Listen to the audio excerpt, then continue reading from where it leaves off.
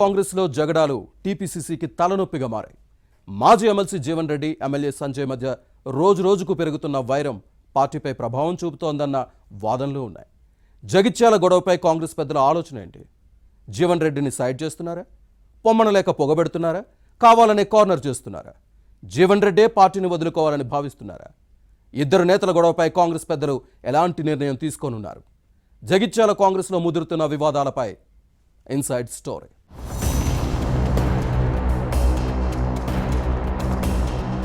తెలంగాణ కాంగ్రెస్లో జగిత్యాల జగడాలు పెరిగిపోయాయి. మాజీ ఎమ్మెల్సీ జీవన్ రెడ్డి వ్యవహారం చర్చనీయాంశంగా మారింది. ప్రతి విషయాన్ని కెలికి కయ్యాలు పెట్టుకుని పార్టీకి నష్టం చేస్తున్నారన్న కామెంట్స్ ఉన్నాయి.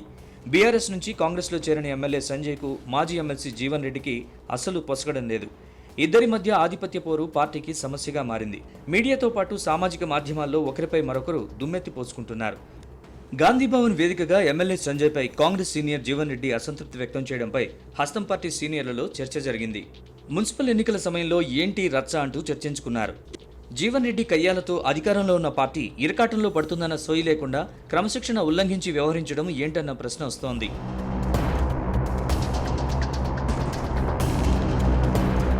గత అసెంబ్లీ ఎన్నికల్లో తనను ఓడించిన బీఆర్ఎస్ ఎమ్మెల్యే సంజయ్ని కాంగ్రెస్లో చేర్చుకోవడం జీవన్ రెడ్డికి మింగుడుపడని పరిణామంగా మారింది.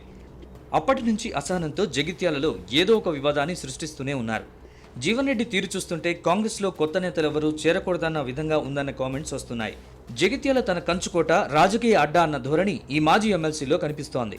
అప్పట్లో హస్తం పార్టీ పెద్దలు జీవన్ రెడ్డిని బుజ్జగించినా ఏఐసీసీలో ఒప్పుకొని జగిత్యాల తిరిగొచ్చిన తర్వాత జగడాలు కొనసాగించారు. ఏడాదికి పైగా సంజయ్, జీవన్ రెడ్డి మధ్య వైరం నియోజకవర్గానికే పరిమితమైంది. దీంతో కాంగ్రెస్ పెద్దలకు పెద్ద ఇబ్బంది ఏమీ లేదు. కానీ ఇటీవల హైదరాబాద్ గాంధీభవన్ వేదికగా నానాయాగి చేయడం సమస్యగా మారింది.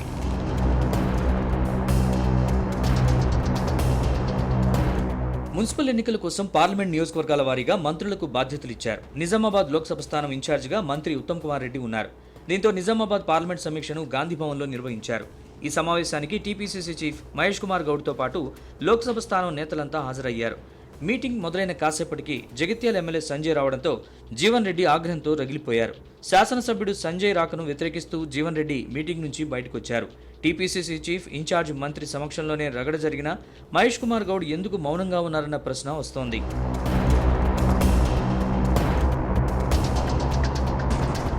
కాంగ్రెస్లో తనకు అన్యాయం జరుగుతోందన్నది జీవన్ రెడ్డి వాదన. ఈ పెద్దాయన వ్యాఖ్యలు పార్టీ లైన్లోనే ఉన్న కాంగ్రెస్కు డ్యామేజ్గా మారుతున్నాయని భావిస్తున్నారు. సంవత్సరాలుగా జీవన్ రెడ్డి సమస్యను పెద్దలు పరిష్కరించకపోవడంతో ఈ నేతను హస్తం పార్టీ నుంచి సైడ్ చేస్తున్నారా, లేక ఈ మాజీ ఎమ్మెల్సీ తనకు తానే సైడ్ అవుతున్నారా అన్న చర్చ మొదలైంది. జగిత్యాల నియోజకవర్గ కాంగ్రెస్లో తనకు తావు లేకుండా చేసేందుకే సంజయ్ని పార్టీలోకి చేర్చుకున్నారన్నది ఈ పెద్దాయన మాట. టీపీసీసీ నేతలు జీవన్ రెడ్డిని పట్టించుకోవడం లేదని, కావాలని కార్నర్ చేస్తున్నారని వినిపిస్తోంది. అయితే పార్టీ సీనియర్ నేతగా జీవన్ రెడ్డిపై తమకు గౌరవం ఉందని, స్థానిక పరిస్థితిని అర్థం చేసుకుని మెలగాలన్నది హస్తం పార్టీ నేతల మాట. దీంతో జీవన్ రెడ్డిని పొమ్మనలేక పొగబెట్టారని గాంధీభవన్లో చర్చ మొదలైంది.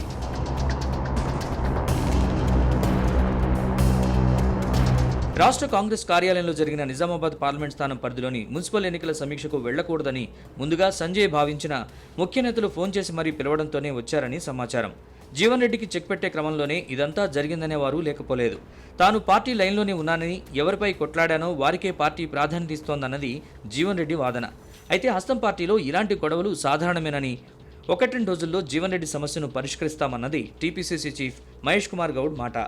జగిత్యాల మున్సిపల్ ఎన్నికల్లో మాజీ ఎమ్మెల్సీ జీవన్ రెడ్డి, ఎమ్మెల్యే సంజయ్ అనుచరులలో ఎవరికి ఎక్కువ వార్డులు కేటాయిస్తారన్న అంశం $1 మిలియన్ ప్రశ్నగా మారింది. పార్టీ ఎవరికి ప్రాధాన్యత ఇస్తుంది?